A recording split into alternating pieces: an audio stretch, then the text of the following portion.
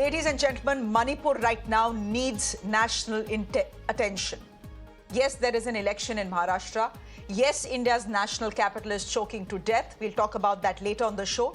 But Manipur, ladies and gentlemen, has been burning for the last 18 months. And in the last 1 week, violence has only intensified in the state. In the last 550 days, the cycle of violence and vengeance has claimed over 250 lives. One more was added to that count late last night as protesters clashed with security forces again. The clashes have intensified since November 11th, and no one is safe.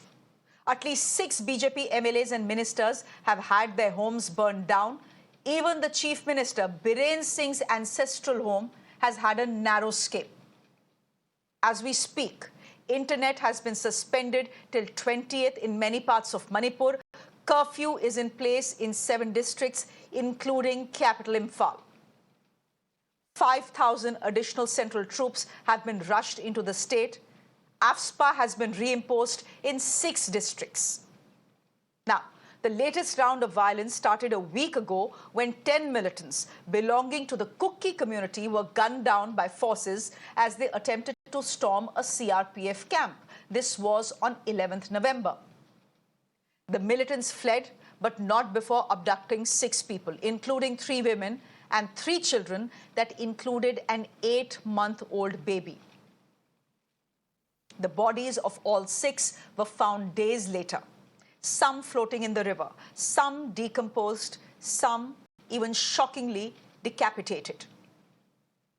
Since then, ladies and gentlemen, the situation has only gotten out of hand. For at least 2 days, the Home Minister of the country, Amit Shah, has cancelled his rallies in Maharashtra to try and control the situation in Manipur. The Union Home Secretary is in the state as we speak. But all of that is not stopping the big question that has been asked in the last 18 months. Why has the BJP still not sacked a chief minister under whose watch the state continues to burn? Forget the opposition. Even the BJP's own allies are now asking that same question.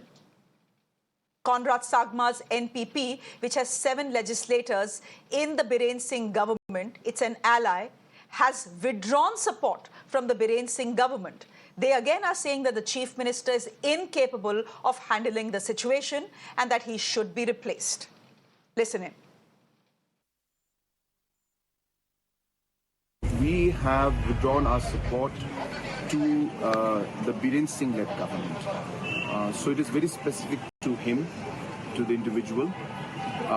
If we see that there's a change in the leadership, and if we see that there's a positive step forward, and if we see that there is a plan to move forward to find resolution, and we can constructively cooperate and contribute to ensuring that the peace and the normalcy will return, then we're happy to be working.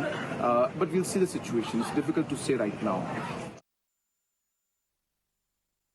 1.5 साल हो गए मणिपुर हिंदुस्तान का state है, मगर प्रधानमंत्री आज तक मणिपुर नहीं गए हैं।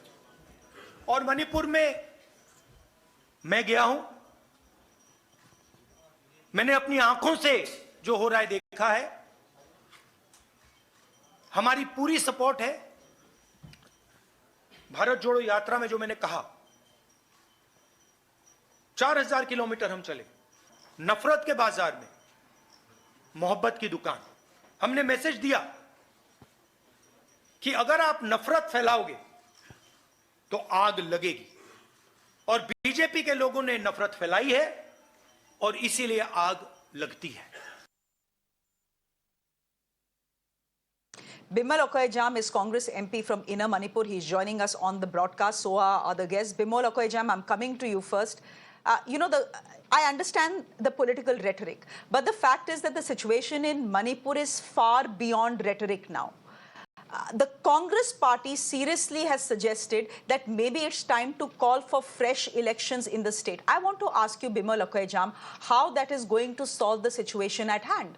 Will an election or the NIA stepping in or 5,000 troops being sent to Manipur or even even AFSPA being reimposed in 6 districts, all of that, this is not going to solve the situation in Manipur. Then why the rhetoric? No, first of all, Shreya, I must tell you something that I've landed in Delhi in the afternoon today, and I couldn't see this in the buildings as usually when the plane was descending. I was thinking to myself, it is like a gas chamber. It is a death trap for the people of the city. That's the feeling I felt, and it reminds me of the fact that Manipuri people, the people of Manipur, has been in a gas chamber like a concentration camp for decades, and it has worsened in the recent times with this violence. You don't quite feel like a citizen at all, many of them. Even an MP like me, a member of the Temple of Democracy in this country, a person who has served this country in 3 of the leading institutes in the national capital for 3 decades. I've also started asking myself, is Manipur part of India or not? My students whom I've taught from Kerala to Kashmir, from Gujarat to Nagaland, what have I done in the last 3 decades? That this is a country who exploded with seemingly a hurt sensibility when pictures of 2 women paraded naked. But when an 8-month-old child was clubbed to death under captivity, this is a nation whose Rashtra Chetna, whose moral sensibility seems to be less affected. I haven't seen a single media talking about it. I haven't seen a single within govt, a national leader condemning it. They have condemned and voiced their hurt when women were paraded naked. When women and children, an 8-month-old baby whose pictures were uploaded by their abductors and held hostage and slaughtered in the most inhuman manner, this country seems to be less bothered. So we have been in a death trap in the state of Manipur. And I just came back from my home state. Believe me, unlike other politicians, I'm not a regular politician. When my state burns, I go home to be with my people, to talk and see what can be done, what are the other issues that I can raise in the temple of democracy. And I'm deeply offended and hurt that not a single, and this is, by the way, a country with a Nobel laureate whose work with the children has been applauded globally. And I wonder what we are. Just as this gas chamber called Delhi, this is like a concentration camp created by a lack of proper policy and sincerity in the way we deal with the issue in Delhi. In a similar way, the Manipuris have been under death trap for 18 months. And when an infant was slaughtered, and there is not a single condemnation from even the political elites in this country, forget about others. And you think that you are asking this is rhetoric? No, this is not rhetoric. There is nothing like a government of Manipur. There's nothing like a state assembly. Under the Indian constitutions, we have something called concurrent list, state list, union list. It doesn't matter. We are living like a colonial structures when Delhi dictates terms. And we have an obedient, subservient political elites who are running the state. And if that assembly doesn't matter, if the government of that state doesn't matter, is not accountable through the eyes of the government of India or the rest of the country, you remember that the Home Minister have said that the CM is cooperating. And you must also remember that the CM says his hands and this thing have been tied. Everything is dictated from Delhi through a facade. This is the most insincere approach which have led to this violence. And to call by my party leaders at home saying that if this assembly doesn't matter, if Delhi is going to run the show, why don't we resign altogether and take a fresh mandate?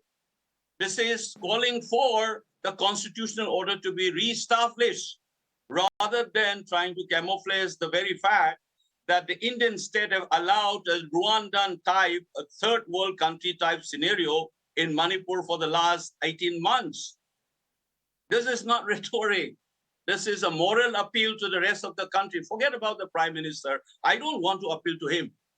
I don't think he has the sense and sensibility to understand the pain. One might think about getting Nobel Prize for running and resolving conflict in the rest of the other world. Let it be. But I will be still asking if Manipur is part of this country, under the constitution of this country, as the 19th state of this union, do we deserve this treatment? Or the rest of the country, aren't you get offended? An 18-month-old baby was killed, not in the heat of the moment, but after keeping hostage, women and children. Where are those people who have been raising voices when the naked women were paraded? I also wrote a paper in the national media condemning that. Who stood up for that, those women and children whose picture were displayed by their hostage takers? Are you going to justify something like an essentialized conflict between two communities? This is far more than two ethnic conflict. It is absolute reflection of a Rashtra Chetna who doesn't care about the people of that state, who doesn't care about the constitutional order being there. You don't care at all. That is what, this is not rhetoric. You expect people not to get emotional. You've answered my question.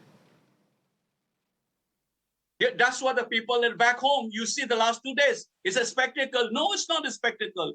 That's a culmination of the frustrations that people have gone through for the last 18 months. Had it been in UP or Bihar, I'm still asking to the rest of this country, would this have been allowed? Had it been in UP or Bihar or Rajasthan or Delhi or Punjab, will this country, 75 years old republic and democracy with 5,000 years old civilization, would have allowed this for so long? I'm asking this as a person who have taught students from Kashmir to Kanyakumari in the elite universities in this country, in the capital, for 30 years. And now I'm a member of this temple of democracy, the largest democracies in the world. And remember that this passion, this anger and anguish is what has led to those violence today. It's not a spectacle that houses being burned, children being killed, women being killed. And we have been watching this for 18 months. And you keep a government as a proxy there. And then you said that this is all about BJP and Congress. I am not talking about BJP and Congress. It's a plain humanitarian questions and a constitutional order.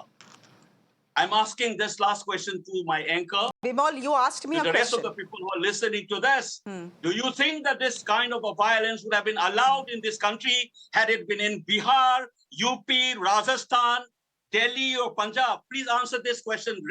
Let Manipuris to face their own destiny as what they have been going through. Bimal, my honest answer to you is this. No, this would not have been allowed. No, because the national media sits in the national capital, close to Bihar, close to Uttar Pradesh, close to Rajasthan, close to Madhya Pradesh. This is the tyranny of distance. This is worst, perhaps. I hear you. Bimol Akoijam, I hear you. I agree with you as well. But we'll leave it there for the moment because I have questions to ask my other guests. Please feel free to stay on. I mean, I have absolutely no problem with that. Rajat Sethi.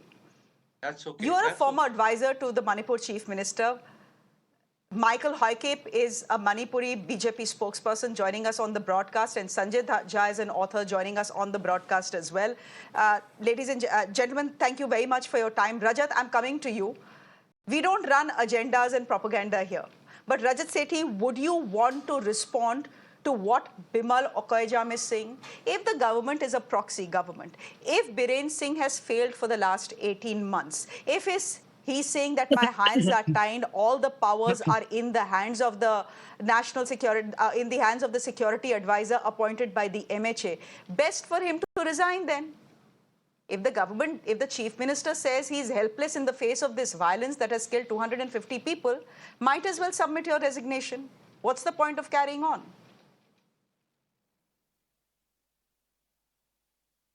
Sorry. So, Rajat, I you mean, have if to he unmute resigns, yourself. assuming that he resigns tomorrow, there is a president rule, then the political representational buffer that is there, that also is eroded. Whom do you go up to? Whom does the central government speak to? Today, the unfortunate turn of events, the way they have happened, but just prior to this cycle of violence, which started on the 7th of November, just prior to that, both the Kuki MLAs and the BJP MLAs were invited by the Home Ministry for deliberations, and there were major breakthroughs in that discussion as well. Now, if there is mass resignation of all the MLAs, for example, let the inner Manipur MP also resign, the outer MP also resign, all the MLA resigns, everybody resigns. Then what happens? Do you go out and look for the civil societies? Are civil societies the genuine representation of the people and the people's will? The answer is no, because then there'll be competition within the civil societies as well. Whom will the central government try and reach out to and full final reach to a conclusion? See, the problem is in this specific incident, when there was a trajectory, there was violence-free days, that gave the central agencies the time to actually, build consensus across the two communities. Progress was being made. And then suddenly there's a violence. And I believe this is where both the center and the state failed, and even the civil societies failed. There are no buffer mechanisms in place that if one untoward events happen, the whole state cannot burn because of that. There have to be some approach, both from the civil societies, politicians, security people, to actually address that one-off event.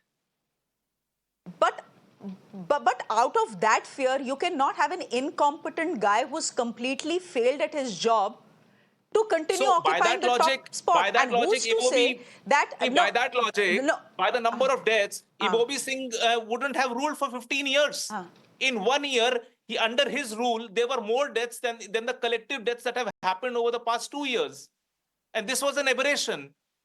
You look at then the entire tenure of Biren Singh also. Sanjay Jha, would you want to respond to that? My problem is that by that logic, Sanjay Jha, would you respond to that? Chief Minister of Manipur should have Essentially, the logic seems to be this is Manipur's history. यहाँ ऐसा ही होता है.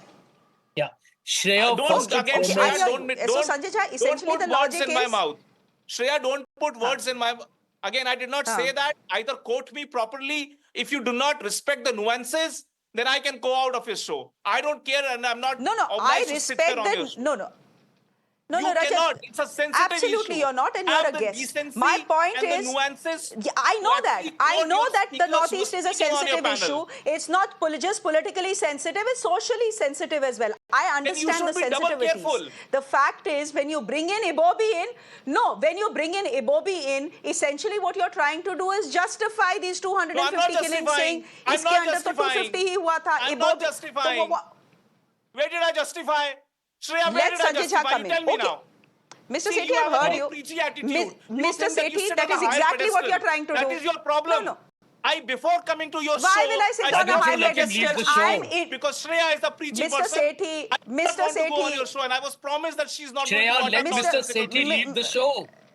Let Mr. Sethi leave the show. You are not the decider, Mr. Sanjay Jha. I don't have too much time. I need to get other points of views as well. Sanjay Jha, go ahead. Yeah.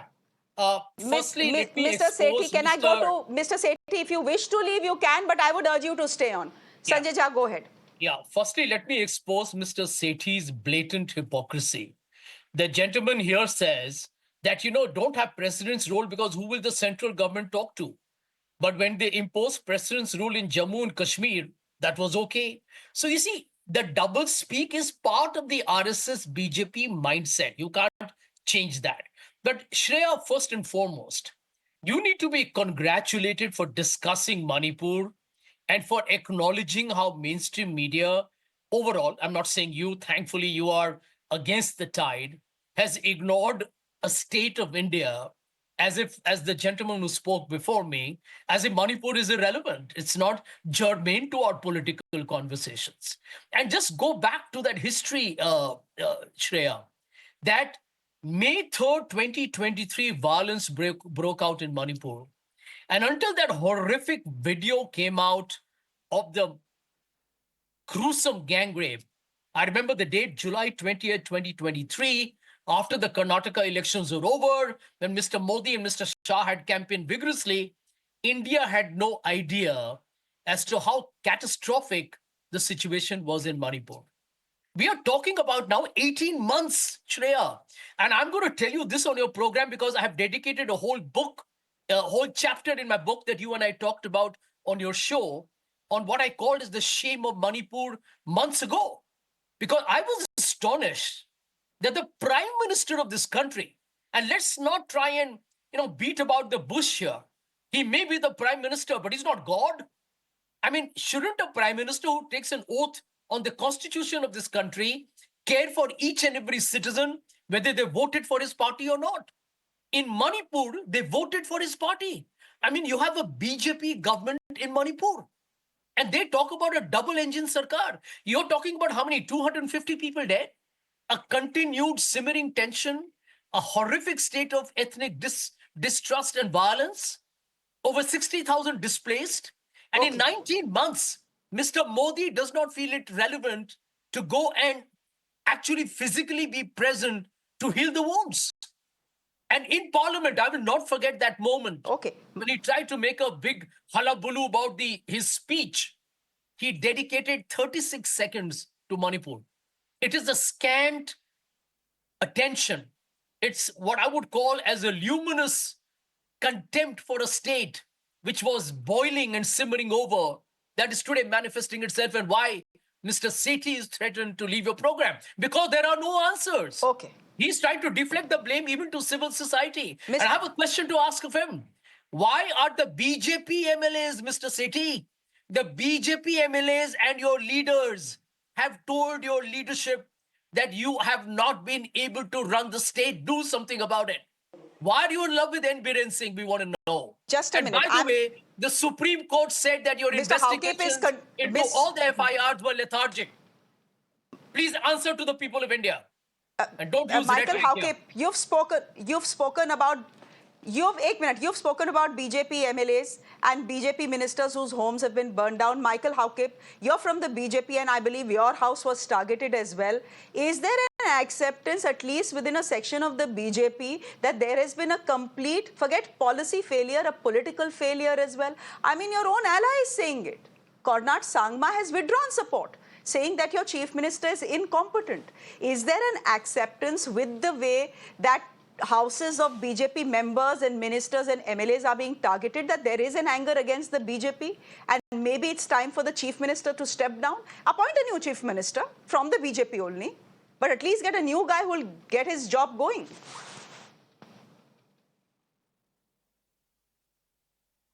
Shreya, thank you for having me in your show.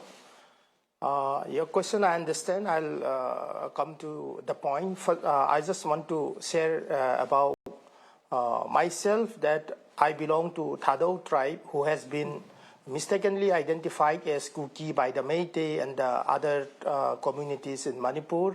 And I am the spokesperson of the BJP Manipur Pradesh. And while advocating for peace, and while advocating for the distinctiveness of Thado from Kuki, my house was targeted by the Kuki militants and the Kuki mobs thrice in the last 18 months, and two of my house has been completely burned down. Nevertheless, I keep on talking about peace. So it's very unfortunate that non-peace, the society is divided into two groups: peace, pro-peace, and anti-peace. So it is now taken over by the anti-peace people. And that is, and violence become like a new normal in Manipur, and peace becomes only a subject for the Thado community in Manipur. And this peace in Manipur is a national and international concern now. But in the interest of the nation and in the interest of the international community, I appeal both the Congress or the BJP or whatsoever it may be, we have to preach, and peace should be a burden for each and every one of us instead of blaming. So, Okay. in the current leadership, there are many We'll leave views it and there. I opinions understand what you're saying. Just a minute. in regards Mr. to the Hawkins, leadership. I appreciate what Yeah. you're saying. Yeah. But it seems by the looks of it, peace is very far off in the state of Manipur that has burned in the last 18 months. In the last 1 week, this violence has only widened. Let's Right. see whether the current central intervention Ha. will be able to stop and stall this cycle of violence till the next one begins. But we'll leave it there. I'm out of time. Ha. Thank you very much for joining us. Zerebam- Thank you, Zerebam was Rajat a- Sethi, for joining us as Zerebam- well. And thank you, Zerebam was an island of Sanjay peace. Jha as well. Zerebam I'm was an completely island out of peace. time, Michael. Thank you very much for joining us.